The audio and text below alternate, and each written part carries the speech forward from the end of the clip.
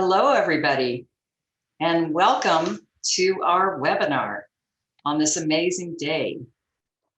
I'm going to share my screen here. Welcome to our panelists as well. We're talking about a sustainable lifestyle and luxury tourism. Is this the perfect strategy for future pandemics? I understand there are a lot of students on this call, and I want to warmly welcome you. You have a special place in my heart, and I've spent much of my career working with students, and our association BLLA works with students every day of the year. Feel free to come join us.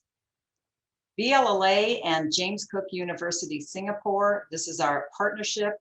It's a new initiative which aims to invigorate a continuous exchange between industry and academic institutions so as to benefit the integration of intellectual ideas and professional practice.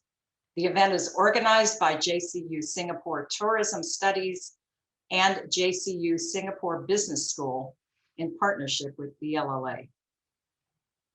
As an overview, the COVID-19 pandemic has severely impacted the tourism and hospitality industry, with border closures, quarantines, and more halting much of global travel.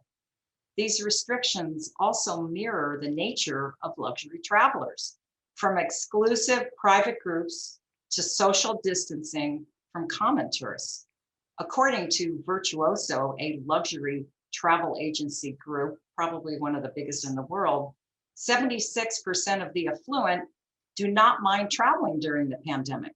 Luxury travelers are flying first class, partying on luxury yachts, and booking out exclusive resort stays while maintaining appropriate measures and safeguards. Maybe this is a solution to keep tourism thriving during the pandemic. Can luxury tourism then be the sustainable and perfect strategy for future pandemics? As a quick travel update, vaccinated US travelers will be allowed to visit Europe again starting this summer. This is something new that was just announced a couple of days ago. All 27 EU member states will accept travelers who've received the vaccines that the European Medicines Agency have approved.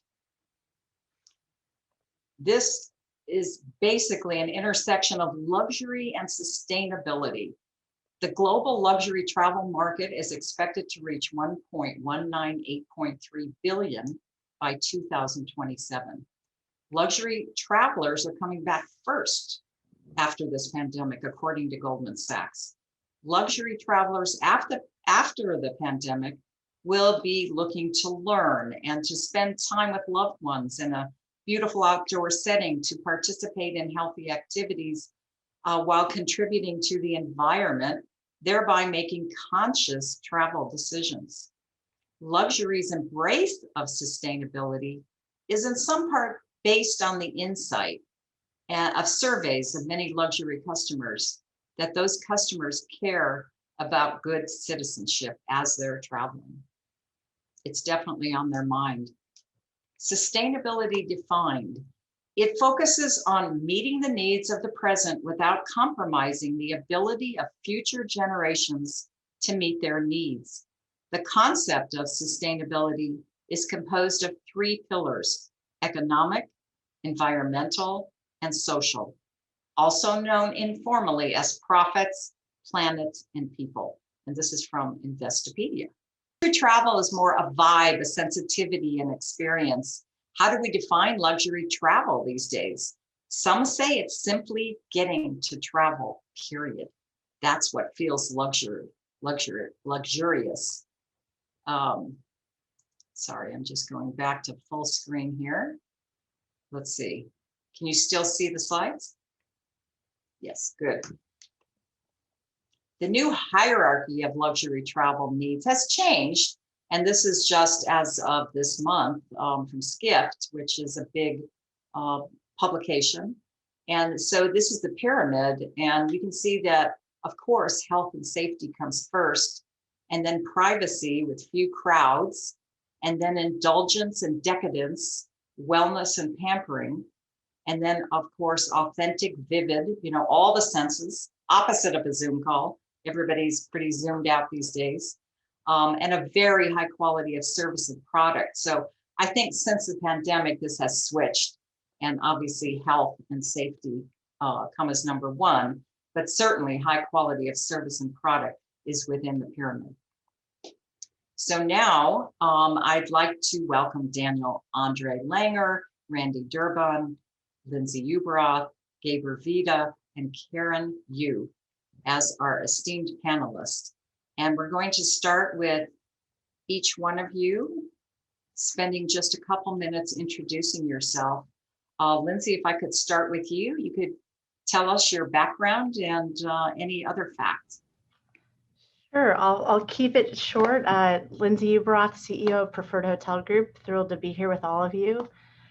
Today, the Preferred portfolio includes global hotel brands, which include Preferred Hotels and Resorts, Historic Hotels of America, Historic Hotels Worldwide, and our newly launched brand called Beyond Green, which represents a beautiful portfolio of luxury hotels that lead in the areas of sustainable leadership. We also have 2 consulting divisions that focus on destination consulting and sustainable consulting. So what's exciting about the various brands is that we represent, experiences that consumers can visit in various countries around the globe. And it's all about tourism that's being packaged, delivered, and presented to support luxury travel. It's all about fueling successful and healthy tourism. And I think we all can say more than ever that's important, because a lot of countries, we realized through the pandemic, tourism is at that heart and soul of their economies. And consciously introducing new opportunities for this luxury traveler to experience travel in the way that they want going forward, I think is going to be incredibly important. So thanks for having me on the panel. Thank you so much, Lindsay. And you're right.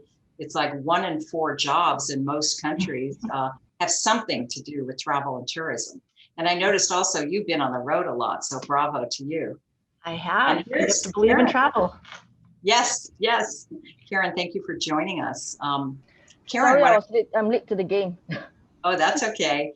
Karen, why don't you tell us real quick, about you and what you do at TTG? Yep.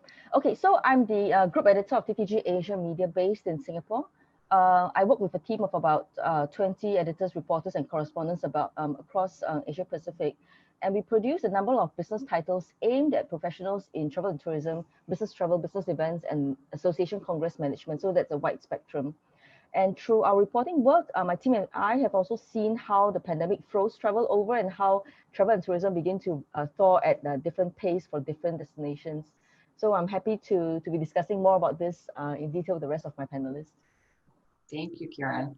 And Randy, how about you?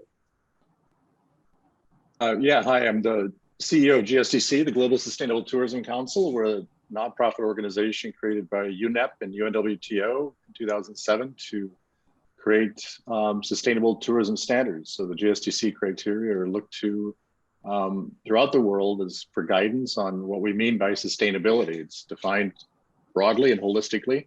I've been doing this since early 2014, but next month actually marks my 40th year in travel and tourism. Most of my time was spent with luxury tour operators, all based in the US, but all operating on all 7 continents. So I've sold luxury at all levels. I think we'll get into a little bit of a definition of what we mean by luxury. And I've been working professionally in sustainability, for 10 or 12 years. So I think I'm going to bring some of these perspectives together. And I've interacted with trade associations on really all continents. And so I've interacted with the business of travel, the purchasing of travel, on all those levels. So I think it's a great topic and nice to be with you here. Well, thank you, Randy. And it's good that you cross over into both sustainability and luxury, as do you, Gabriel, right? You have both. Tell us about yourself. Thank you, Francis, and thank you for having me tonight. I really appreciate it. Not as much of a crossover as Randy has. I certainly don't have over a decade of experience with sustainability, but spent just about 30 years in the luxury hotel business, worked for some amazing companies over the years, and have been with Rosewood Hotels and Resorts for the last decade. Americas, Europe, Asia, a little bit of everywhere, looking after various properties and also looking after our global efforts from a corporate social responsibility perspective. But I do have a little bit of a familiarity with Randy and his organization, as I just recently completed one of their certification programs in sustainable tourism. So, but again, I am not an expert in any means, but certainly with the right intentions to make a difference and really limit, if not eliminate, our ecological footprint as we continue to operate luxury properties around the world. So great to have you all on our side, and great to share the screen with you here tonight. Thank you. Thank you, Gabor. And maybe you might have to get a little closer to the microphone. Little hard to hear you. I can do that. Thank you. Thank you. And last but not least, Dr. Daniel Andre Langer. We've worked together many years, Daniel. I love what you do on the luxury side. So after you introduce yourself, you're going to go through a nice little presentation. So welcome, Dan.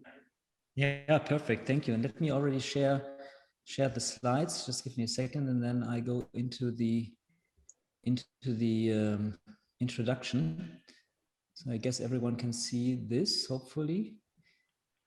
So we will talk today about something that I'm extremely passionate about. So I run a brand strategy firm called Equité, and we work in all different areas of luxury, from fashion to jewelry, food, cars, and so on. But one particular area that is, an area where Francis and I have been working together, I don't even know for how long, is the hospitality area.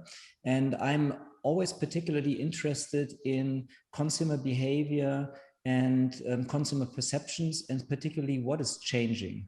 Because I find as if we can identify early enough what are the things that are underlying, the kind of tendencies that are changing, then we can prepare our industry as best as possible to it. And sustainability has been at my heart for almost as long as I can think. So we partner, for example, very closely with a company called Positive Luxury, that is one of the kind of trailblazers to bring the fashion industry towards more sustainable behaviors.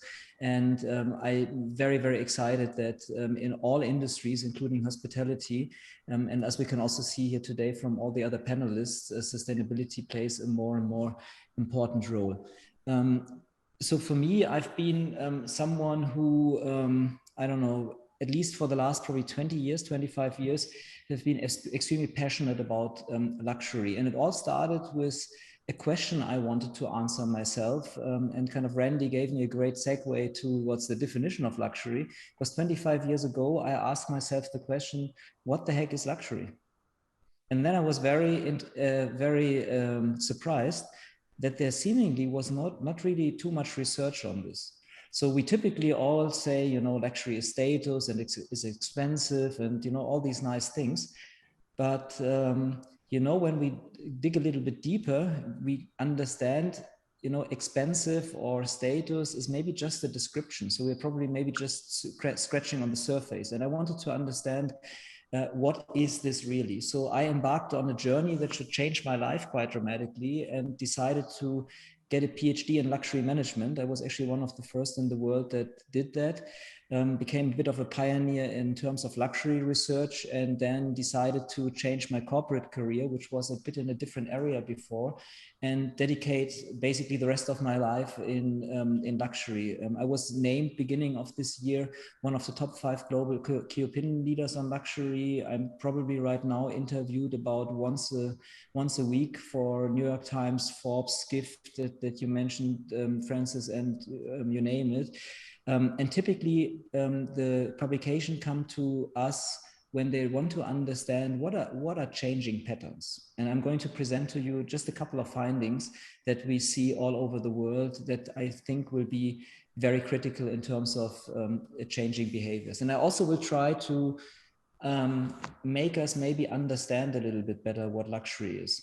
And the tricky thing about this definition is that it's almost a bit obvious for each of us, it's probably a little bit different.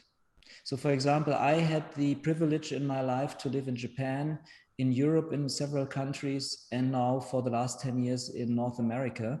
And before the pandemic, I was traveling at least, I would say 100 days a year, if not a little bit more. And typically 1 week in Asia, typically 1 week in Europe and in the US. And to me, one of the biggest pleasures is always observing people. So for example, you're now in an airport, you observe the people who are in front of you at the security line. And then, you know, I don't know, you go from Shanghai to Hong Kong and you see people are dressed a little bit differently. In some places, for example, in Shanghai and Hong Kong, I typically observe people being a little bit more extravagant with luxury. So you see a lot of logos, a lot of very strong expressions.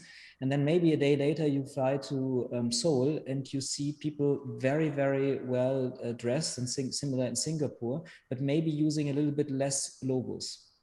And then, for example, I remember before the pandemic, I was in a restaurant in Hong Kong and my waiter was wearing $20,000 Audemars Piguet watch. And I've never seen something like this in Europe. So what I want to say is, independent in which place you are, the expression of luxury may be a little bit different.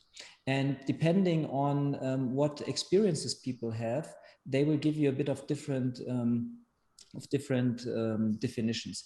So I find it typically useful, instead of making a clear definition or so, to highlight a couple of aspects that seem to describe luxury when they come together. And these were all words that in workshops that I did over the last couple of months, participants of the workshops named when I asked them, can you give me your one-word definition of luxury? So each of them alone are not necessarily defining luxury in totality, but when you bring them together, it gives you an idea what luxury really means.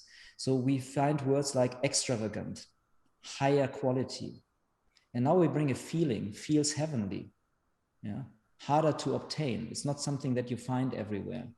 There's an element of pleasure, it's rarity, exclusive, an elevated experience. High price, it's the description or the result of it. Appreciation of the best in life. And here we are already feeling a strong connection to sustainability. Because, you know, if we want to really appreciate the best in life, we should better, as Francis defines so nicely, we should better preserve the earth also. Yeah. Value that is created beyond a reasonable expectation was a nice definition. Exceptional along all touch points. Yeah, this is, I think, especially in hospitality, a very important one to remember, because very often we find, let's say, something very exceptional when we come maybe into a room or so, or we come into a building, but is it really always exceptional along all touch points, along all? But, you know, just ask yourself, when you had an experience, when you expected something luxurious and maybe just one small thing was not to the point. So luxury is really about going the extra mile. So therefore it also becomes unique.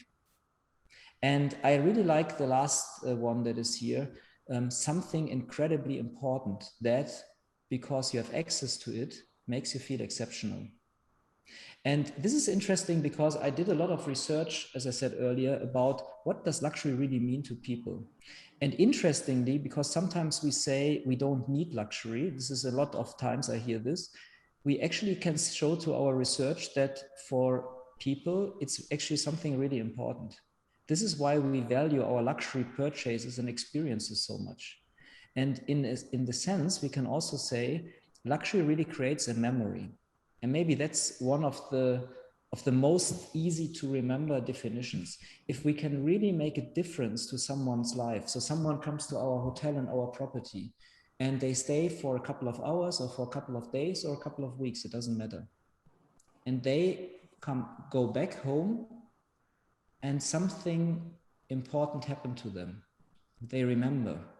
Maybe we changed their life by something very personal that we did to them in a positive way. That's in the end a luxury experience. So I always like to say, if we are not creating a memory, then it's not luxury. No memory, no value. Very simple. So all of these things together maybe give us a very good feeling what luxury is. And then we are in a very interesting category in luxury, because luxury has been over the last 25 years the growth driver of the global economy. So if you look at personal luxury, it had a 6% CAGR over 25 years. No other industry was growing so fast as luxury. And it's sometimes good to look back in history to predict the future, because, you know, we are all coming, as Francis said, out of a quite unusual year, so to speak, 2020, where for sure the luxury industry has been hurt quite strongly, and also hospitality overall has been hurt quite strongly. So 2009 was similar, if you remember, 2008, 2009, when we had the financial crisis. And it was by then, when we look at the last 25 years, the worst year ever for luxury, 29. But look at 2010. In 2010, we were already higher than 2008. And the years after, the growth was even stronger than before. So now we're in 2021. You don't see 2020 on this slide yet, because I'm not yet convinced about the numbers that I see, and everyone is still consolidating 2020. But I would estimate right now, taking all the different parameters that we can see together, that probably we can safely say luxury overall had probably a minus 20%. And from what I hear across the different industry, maybe Francis, you may have better data, but the different hotel CEOs I speak with, they tell me their businesses were affected in some cases 50, 60%, depending where they are. If you're in a resort place, maybe a little bit less, but you know, inner city hotels that had a lot of business travel, you can imagine if companies don't travel anymore for business or congresses were canceled, these places have suffered quite hard. So the question is there a future? And I would say if we look back to the past, we can clearly say probably our future will be much brighter than the past has been. And an indicator is if you look at the first quarter of 2021, in the non-hospitality luxury sectors, because luxury hospitality is maybe not yet back to the state where it was due to the travel restrictions and so on. But if we look at sales of Hermès, for example, this brand was plus 30% versus 2019, where they had an all-time high in the first quarter, plus 30%. And I think this is a very, very good news for everyone being in the luxury hospitality field, because for sure, the moment when travel restrictions will fall, when more and more people get vaccinated and feel more secure traveling, they will come back not just a little bit, but they will come back quite roaring, because, you know, everything we have been deprived of, we want more of. And if all the research that we did is correct, we will see a very, very strong rebound of luxury, much faster than other sectors.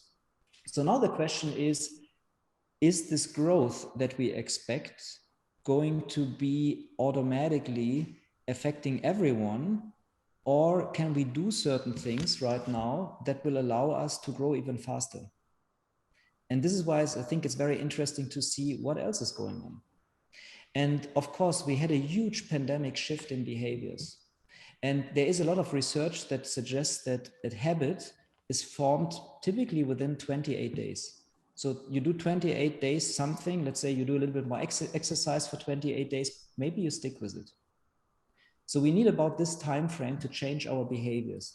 So most of us have been now in a kind of lockdown situation, one way or the other, for about a year. This is significantly longer than 28 days. So we can assume that a lot of things that happened will shift our behaviors. So the question is what? And I'm going to share some things with you. And COVID-19 definitely has been in many aspects what I call an accelerator, because certain things were already there. Maybe we didn't see them. So for example, one thing we see is all our research shows mental health is enormously increasing, or issues with mental health. Yeah, we have, for example, a client that does beauty applications. So people will be in their offices or in a booth for about 2 hours for a specific beauty application. So before the pandemic, they would basically say about 2 to 3% feel anxious, 2 to 3%. Now it's about 40% who feel anxious, 40. It's a significant shift. So we have to keep this in mind, because if we understand that maybe a lot of our guests have some kind of mental health issues, if we can address them, we will be probably fine. And so it's interesting always to see which kind of things are there. Then we see a quite strong shift towards young millennials and Generation Z. In all luxury sectors, they are getting more and more important. So by 2030, Generation Z is going to be the largest customer group for luxury worldwide. And today they are already the most influential, because sometimes what a 16-year-old, an 18-year-old, or a 20-year-old will say will definitely influence their parents. So whatever they have as preferences is going to influence them. And these target group, the youngest consumers, they are more demanding. And for example, for them, architecture is just expected. So we have to go beyond. Yes, Daniel. Sorry to interrupt you. Hopefully you just have another screen, because Lindsay is going to have to leave us. So I wanted to make sure that I got one quick question. I only need about a minute more. I will wrap up. So they are expecting very mind-blowing experiences. And I think this will be important for us to remember, because experiences for hospitality will be even more important than they've been in the past. Yeah. So we have to, by everything we do, we have to combine with experiences. And it is the first generation, the Generation Z, that we see in all our data that actually acts when they believe something is sustainable or something is not sustainable. So, and this is maybe my kind of pledge for all of us, and maybe as a kickoff for the discussion. In my point of view, what brands need to do in hospitality to be successful and to rebound fast from the pandemic is to combine a couple of things.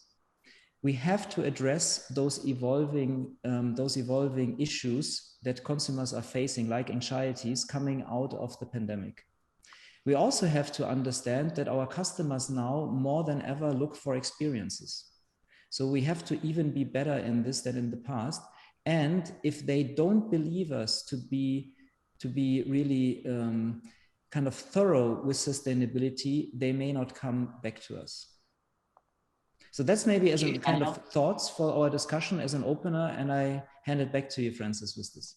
Thank you so much, Daniel. That was amazing. It's always good to see what's going on in the whole world of luxury. If you can stop sharing your screen, I can bring everybody back. Thank you so much. Okay. That was amazing. So Lindsay, I really want to get an answer on this if you can. I know that you have to leave. Talking about conscious luxury tourism. You and I have discussed this because of your new brand. You're working with governments. So how can we help governments encourage and incentivize them so that their destinations can be better protected when a pandemic does hit? And, conscious luxury is a term used more and more these days. What do you think about that? Yeah. I mean, I think the pandemic has definitely accelerated the need and demand for this sustainable, conscious travel. Not even just in the luxury market. I think just in general, because I think the point I had made before was just that what the pandemic brought to bear was the fact that so many economies were being brought to their knees because tourism really was a major driver. There was already a lot of complaints about mass tourism, things of that nature. So I think that we're seeing the luxury traveler kind of shift away from this basic concept of sustainability, of recycle, reuse concept, and really more embracing the entire picture of sustainability, which you talked about was people, culture, your community, planet. And they want to stay at places and they want to go to destinations that really enforce that whole life cycle of sustainable tourism. I think now it's not an option. Governments have to encourage every destination, every travel company to embrace this concept. And really, I think as travel leaders across our industries, we really have to push our governments to incentivize and to support this and work with, it's the Coastal Air Commission, it's transportation companies, it's the airlines, it's every supplier in the life cycle. And that's really the way that we're going to thrive as an industry, but also I think support the needs that this luxury consumer is looking for, because luxury is very personal, as Daniel said. It's not just about crystal glassware and fine linens now. It's about that whole immersive experience. Why I say it leaves an impression on your heart and soul. And experiences and memories are something that you can't necessarily buy unless done correctly. So I feel terrible that I have to leave, but I also want to wish everybody from Asia happy holidays. I know we've got Labor Day in Singapore and China and Golden Week in Japan. So I hope that you all having a very special, wonderful holiday. And Francis and panel, thank you for having me. Thank you for being here. Thank you, Lindsay. Take care, everyone. Thank you. So, Gabor, how about you, with Rosewood and, everything. Rosewood has done an amazing job of expanding, right? So there must be a clear need for luxury in more parts of the world. And I've just been watching your organization. It's been amazing. What can you tell us about, Rosewood and this conscious luxury? Is it being spoken about in the properties? Very much so. And I think one thought, or maybe just picking back on the question that you just asked earlier about, these sustainable travel trends and how do we introduce these trends and how do we bring them to life? And I think there's a lot has to do with education. And I think that education really goes, every level. We as tourism leaders or operators in the tourism field, but also our guests, our clients, our travel audience. We talked about, I think, the fine linen and the china was brought up as an example, as is that really the key to luxury, or is it more of the experiences that you walk away with that really create that memory that you can think back upon and wish to return for? I often bring up the example when I try to introduce the topic of sustainability to new starters within our organization is, how often do you change your linen at home? Do you always slip into bed, after freshly changed on a daily basis, or do you always change your towels? And one would say, sure, back in the days when luxury was really rated by these acts, one would say, sure, that's why I stay at luxury hotels, because I get to go to bed every night with fresh sheets. But really at home, do we do that? Or does it really, is it still an expectation especially after the pandemic, which I believe changed a lot of people's mind about what's important today? What are really the trends and the key components of a travel experience that I strive for? And I think really this year, we had to change our own thinking, our own mindset, and 2020, demanded agility, adaptation, really just flexibility about changing the ways we provide to our consumers, our customers, our guests. And we needed to prioritize also our team, because our industry got hit tremendously, and people lost jobs, and we had to close down hotels and restaurants, but at the same time we introduced several new deals in a year of a pandemic. So I think it's really just finding that happy medium, that balance where you still provide luxurious experiences, but not at a cost of the environment, nature, but really, again, finding the balance to coexist amongst all those. Exactly. I'm not sure if I answered your question. I kind of went all over the place. Oh, you did. No, you did. Thank you for that. Randy, how about you? You are hyper-focused now on sustainability, but yet you have this great background being in all these great travel brands. So what's your outlook? Because you must have a higher level outlook.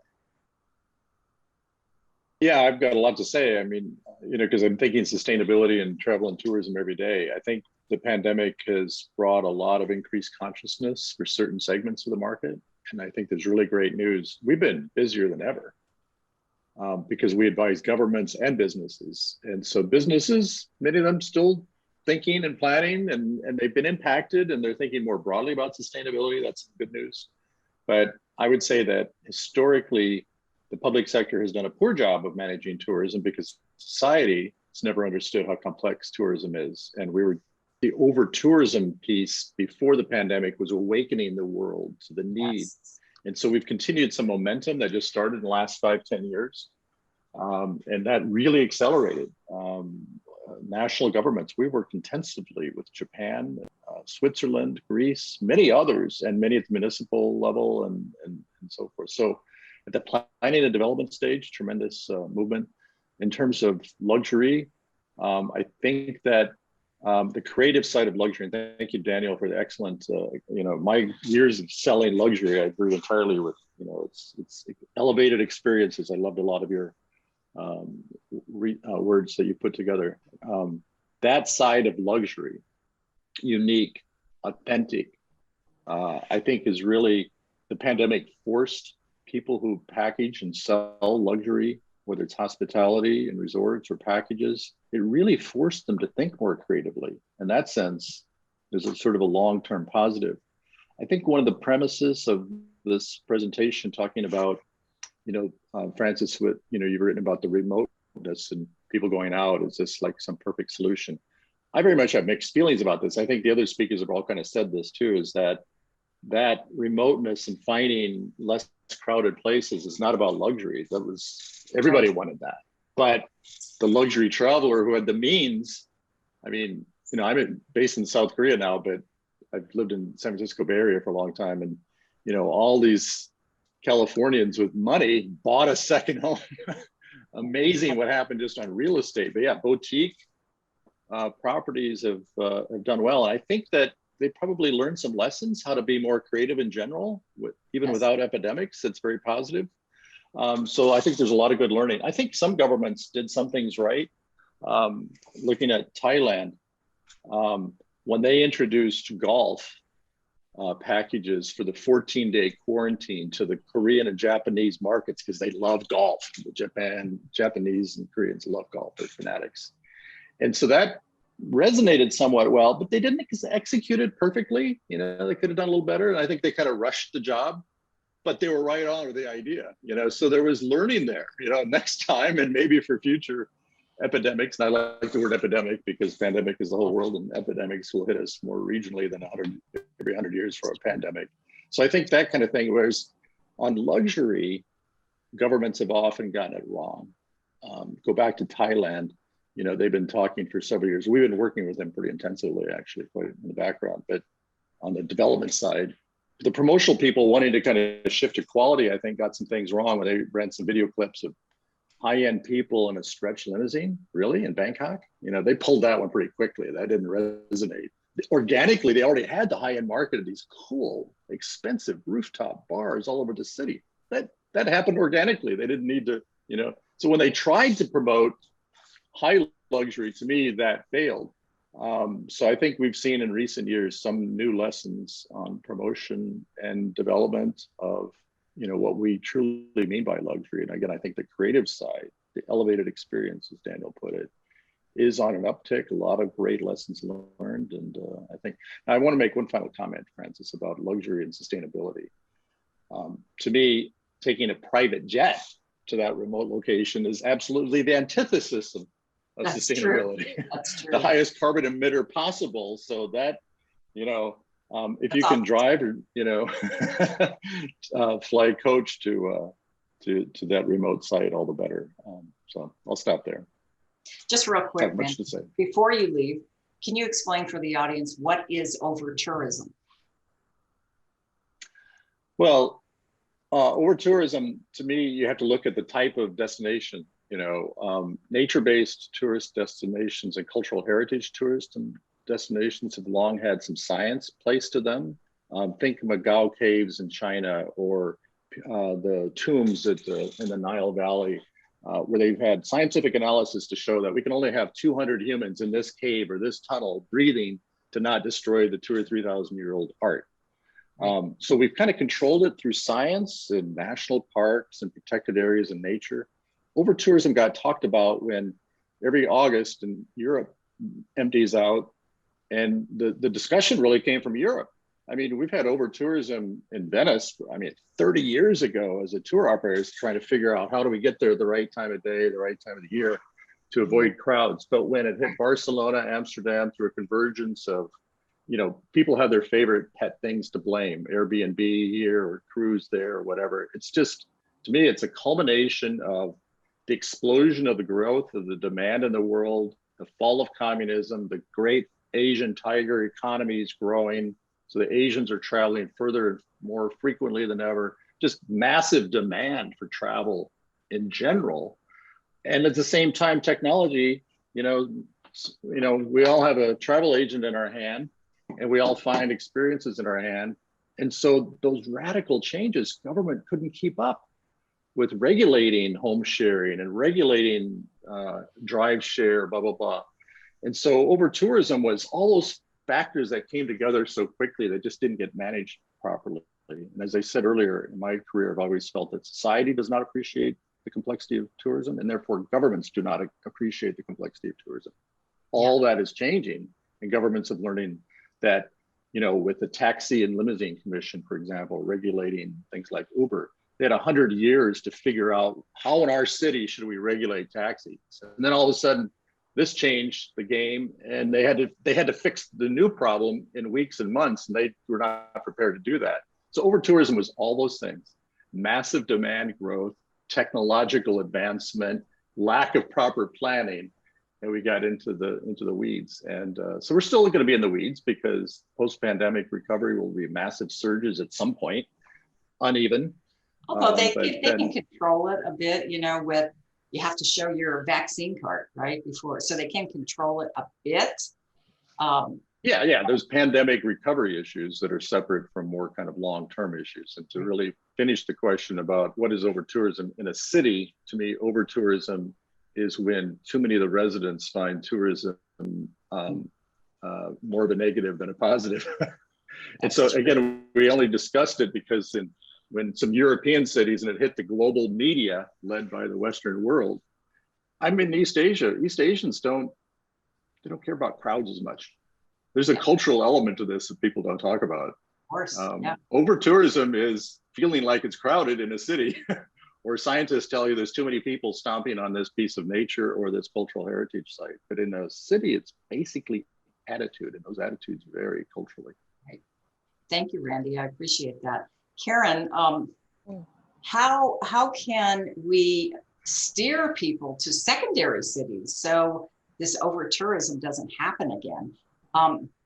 From my perspective, boutique hotels are building, and Daniel, they're actually doing very well.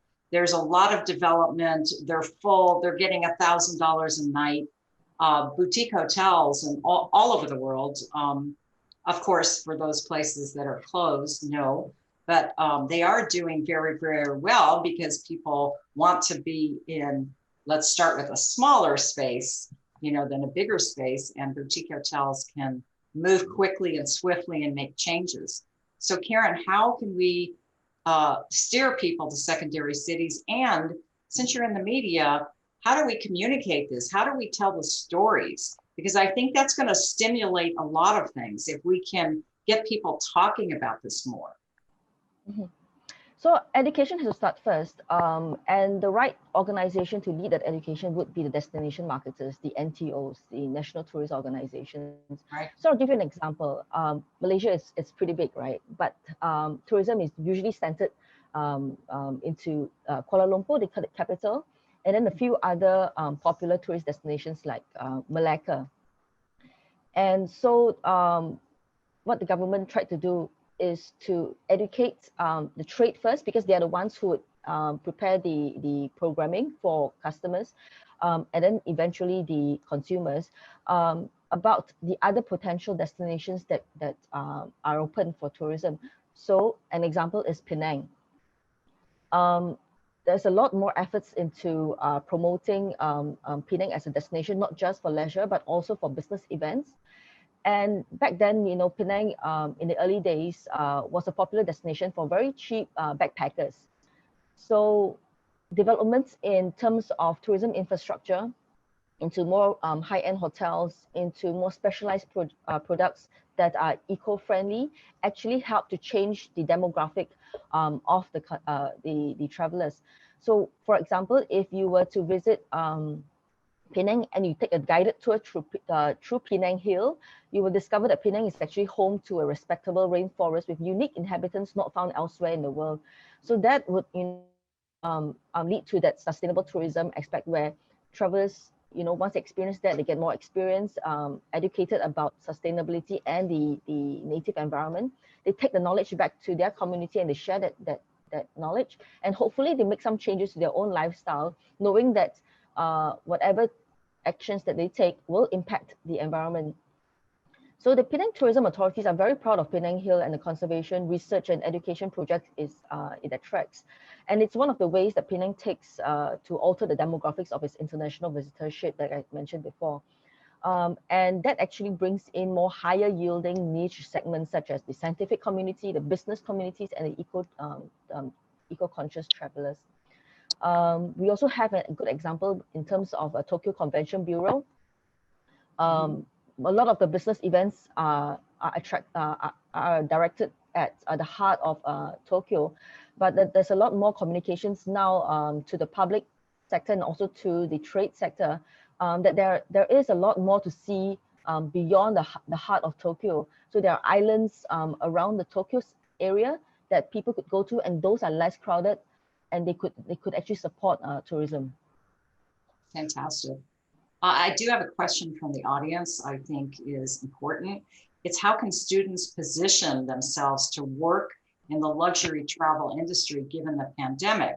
There are other competing basic industries such as education, health, and defense offering a more stable employment even during a pandemic condition. I just want to say real quickly that there are many, many open hospitality positions in the US now, and they're having a hard time filling them because a lot of the employees who were in the hotels have left and they've had to find positions elsewhere. I'm not sure how it is in the rest of the world, but I think there's going to be a big opportunity in the future in hospitality. Daniel, I don't know if you have anything that you could even say about that. You know all the luxury sectors. Yeah, I would fully agree with you, and I think that from everything we just saw also in the presentation, when people are looking for maybe even more experiences going forward, more precise executions of the brand positioning and so on, I feel like the hotels over time will have to upgrade talent quite significantly. And also, especially for you as a probably relatively young student, so to speak, I think it's a huge opportunity, because if hotel brands in their transition to be relevant for the upcoming target groups will need talent that comes out of these target groups.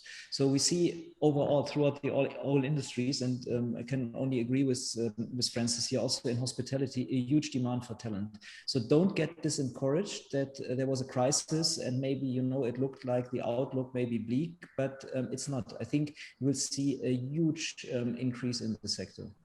Absolutely. And any students that want to come work with BLLA, come on. We have a call every day. I have another question. May I add to that? Sure. I have another question for you too, Randy. Well, just quickly, I think that job prospects might be better today than before the pandemic because so many people have left it, and there will be a surge. And I think that we'll continue to see epidemics, but a lot of the students are Asian, and Asian governments are better at controlling an epidemic than the Western world. And, so we're not going to have pandemics except maybe hopefully every 100 years. And so, I mean, I don't think we want to plan for the next pandemic. Hopefully enough lessons have been learned that even where governments resisted doing the right thing, I'm just optimistic that we're not going to be talking too much about. I mean, we know we're going to have more epidemics, but will we have such scale? No, I don't think so. And the growth of demand in Asia will just continue. And I think it's a good time for a young Asian. Hopefully we will all have learned something big from this, right? We can survive on screen too, if we have to. And maybe Maybe also Right. to add a regional perspective, Randy, so thank you for reminding also of the Asian perspective.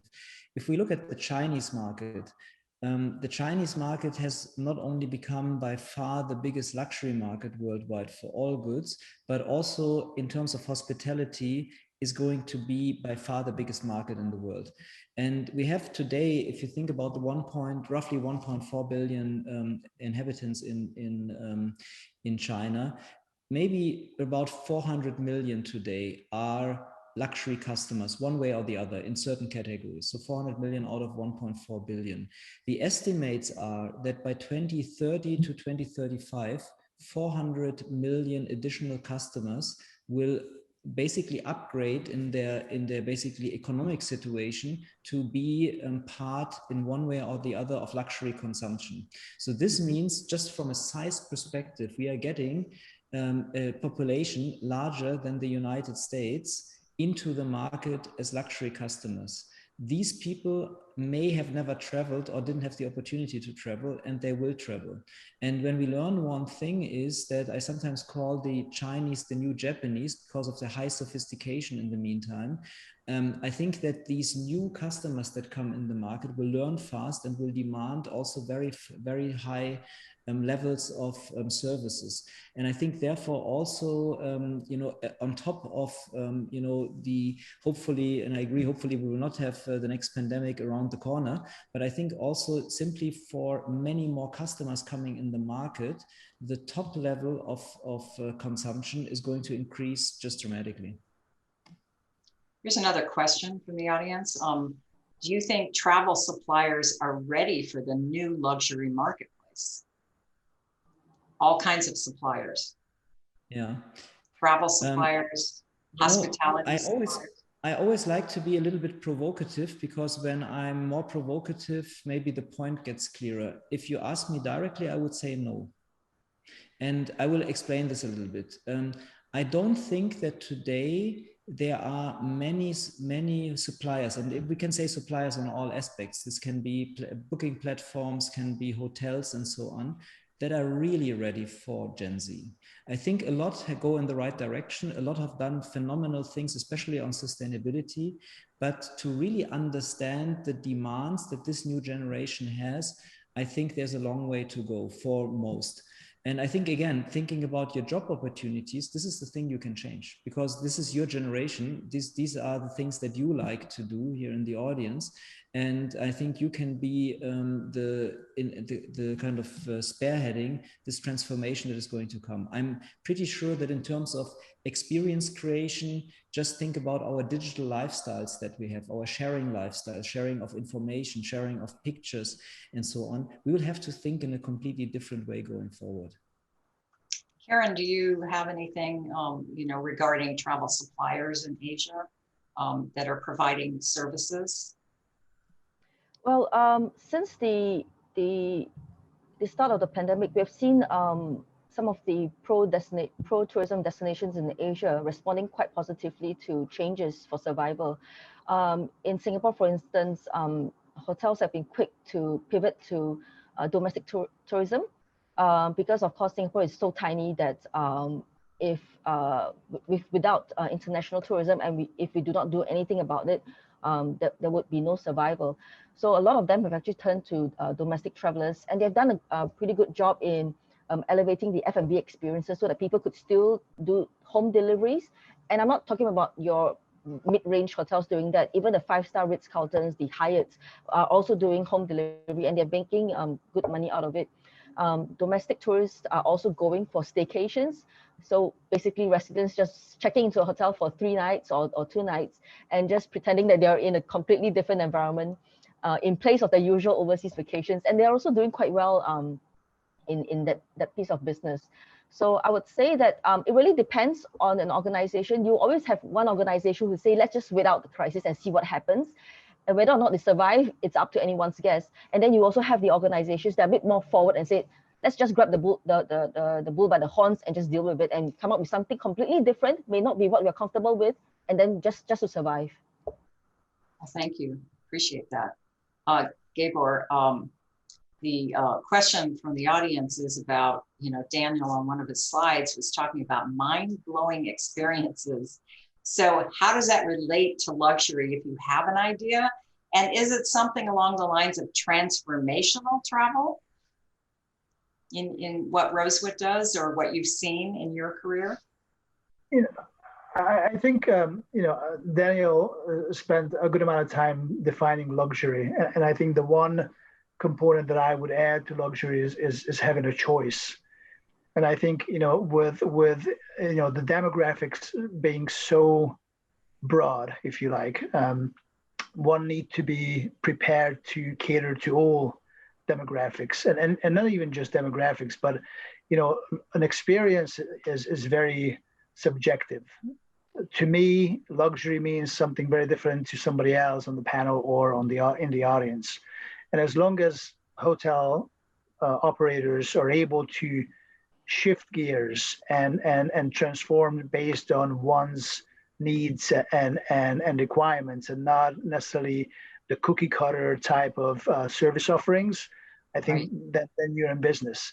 It's really about personalized service, especially after a pandemic, where the pandemic has amplified the need the need and the importance of personal interactions. We did a really good job, transforming to hybrid and virtual settings, and coping with social distancing. But at the end, you can never replace, dedicated customer service. And I think that's what really, what I think we need to focus on as we continue to recover. And again, going back to basics, I think we've forgotten about the basics, and we want to keep on building on the luxury experience. But especially in this day and age, as Karen said, checking into a hotel in your hometown, that is luxury today. Not being able to get on a plane and then go across the globe, it doesn't mean that you walk away with less of a value for money. Still, again, hitting those high touch points that again creates an overall memory, regardless of where that is, location wise or destination wise. Fantastic, thank you. Maybe, here's a really good question. Maybe, Francis, if I just would like to add something, because I think one of the can you speak a little closer to your microphone? Is it better now? So I think one of the points that Gabor made was very important, and I just want to emphasize on this, and this is these personal experiences.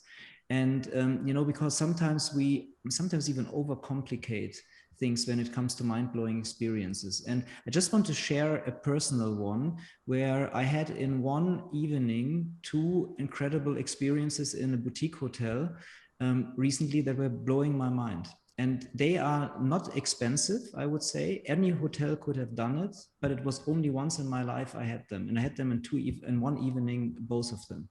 So I had to teach, and so I came relatively early to the place where I stayed, relatively late, sorry. And I still thought, oh shit, I have 2 hours of preparation still ahead of me. I still had dinner to take and so on. So I don't know, I was kind of chatting with the person at the check-in about this.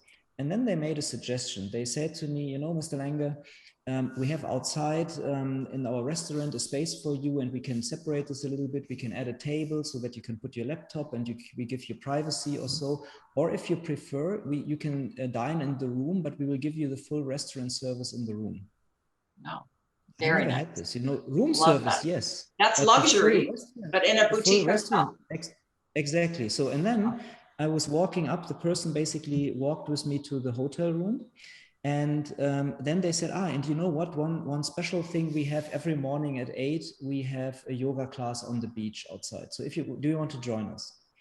And, I was like, I think I was just honest. I was like, you know what, this is so sad, because every time I'm in a hotel and they have something exciting, unfortunately, it's at a time when I have to work. And I said, at 8 o'clock, I have to be in front of my students teaching them. So unfortunately, I cannot make it. And then she smiled at me and said, Mr. Lange, this is not a problem. At what time do we want to have your yoga teacher? I love it. And then I thought, oh, this is interesting now. And then I said, maybe at 5 in the morning, that would work. And then she said, okay, no problem. At 5, someone will be there. And you know what? We understand it's a little bit early. So if you decide around that time, you want to just sleep an hour longer, don't even bother to call the front desk. Don't feel obliged to come down, but someone will be there. And what was the result of this? I'm sharing this with you, and I've been sharing this with a lot of people, probably with hundreds of people in the meantime. So I think this hotel got probably, at least through me, 5, 6 guests just by doing this gesture. But I stayed 2 days longer. I was about to check out. And after this yoga class, I understood the real beauty of this place. And I understood what makes it so magical. So what did I do? I left all my luggage in the room. I went, called my Uber, went to the university, called the front desk and say, 2 more days. This one gesture brought this hotel about probably $3,000 more of sales on that day through me, and because I stayed 2 more days. So, and this is for me, you know, what is a mind-blowing experience. You can argue it's nothing special, but it was very human. And Gabor, to your point, it was solving something for me in that situation that was worth more than anything else. I wanted to work. They offered me to work in the hotel room and get full restaurant service. Huge service just for me. And then next morning, I was sad that I could not take the yoga class. Okay, what time would you like to have it? Not a problem. I never had an experience like this before. And that is, yeah, exactly. And I'm so grateful that every time I'm going to be there, I'm going to go to that hotel. It doesn't matter what it costs. And this is, I think, where we have to rethink our approach, because it's easy to say we do that, but it requires strategy. To do this, you have to train your staff, you have to empower them, and you have to give them really the latitude to take these kind of split-second decisions. So this will not happen automatically. And this is also why we need more talent in this business, and maybe people that see the world a little bit differently, because this is what people will expect in the future. Absolutely. So we have 5 more minutes here. I'm just going to ask what. Yeah, go ahead. Can we tackle this question that I think is quite interesting?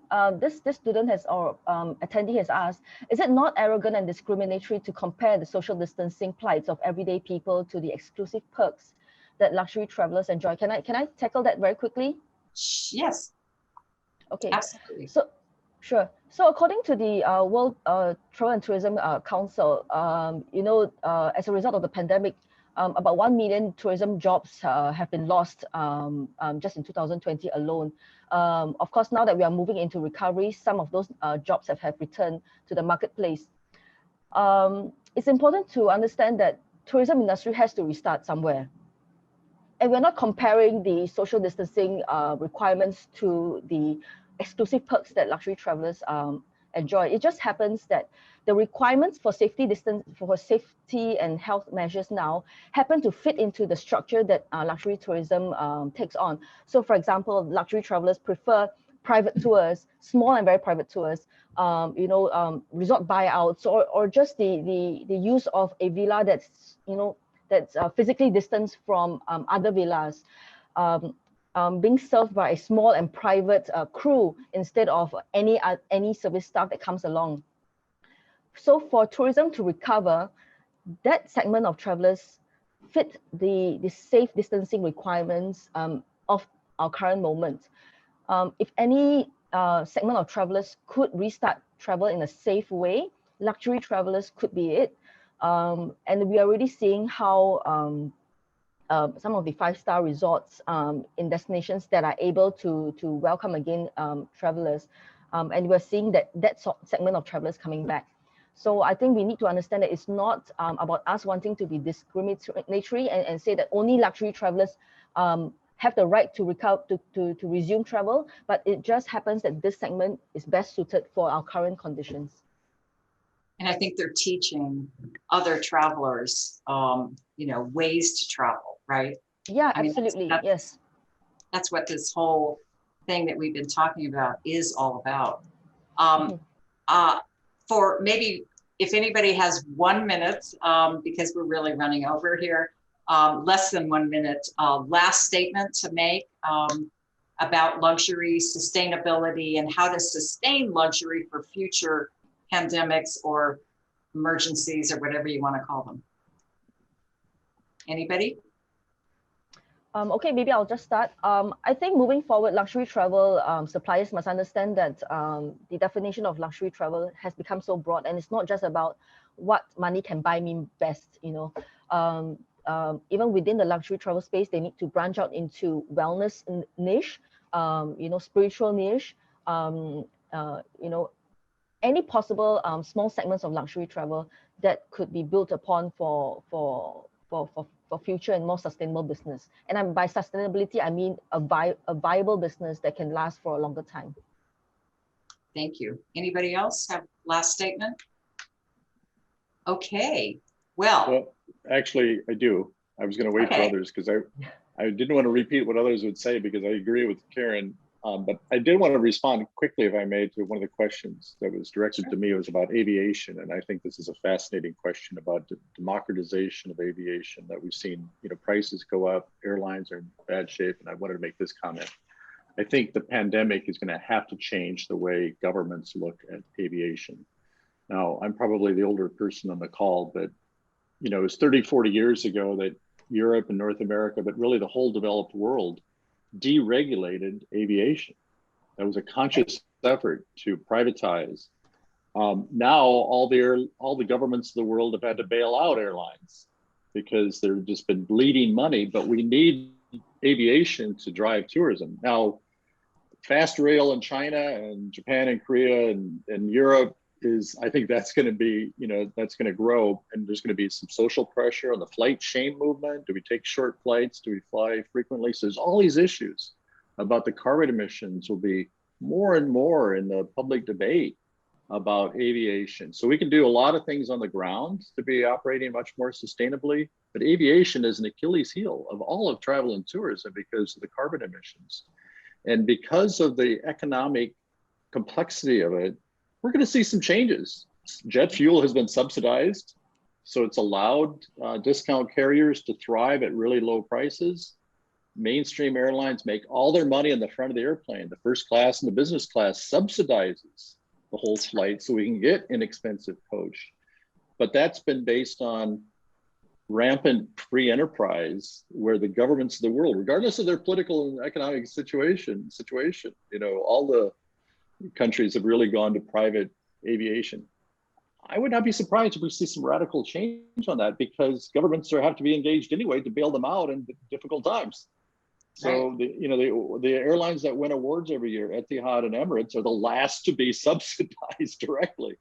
You know, so it's unfair that they win awards. They better be better than everybody else because they're heavily subsidized. So I think governments and society are going to take a very fresh look at this. And that's a great question about the democratization of travel generally because of aviation. And to me, it's just a vast unknown, and it's going to affect all of us quite profoundly. And it'll be quite interesting to see where this goes. I think it's going to be a new age of discussion. Oh, we'll have to have that discussion the next time because you're right. It's interesting what we're going to see and what people are thinking and what governments are doing and so on. Absolutely. Well, I want to thank everybody for being here, and I'm hoping I can share my screen properly this time. I want to thank our esteemed panelists for taking the time to be here today. Your insights were amazing. There are still a few questions that I'll be sending out to you, and so that we can answer them. And last but not least, in summary, luxury style travel is compatible with measures taken to protect people from contracting an infectious disease such as COVID-19. Luxury travelers often have their own space and are distanced apart from other travelers. The strategy of copying luxury travel in general, if applied more widely during and after the pandemic, would enable the tourism economy to continue functioning. This would enable the industry to apply safety measures and continue to bring in tourists. So I thank you all so much for being here today. And thank you everyone who attended. Have a wonderful day and a wonderful evening wherever you are in the world. And I thank you so much. Thank you. Take care, everyone. Bye. Bye.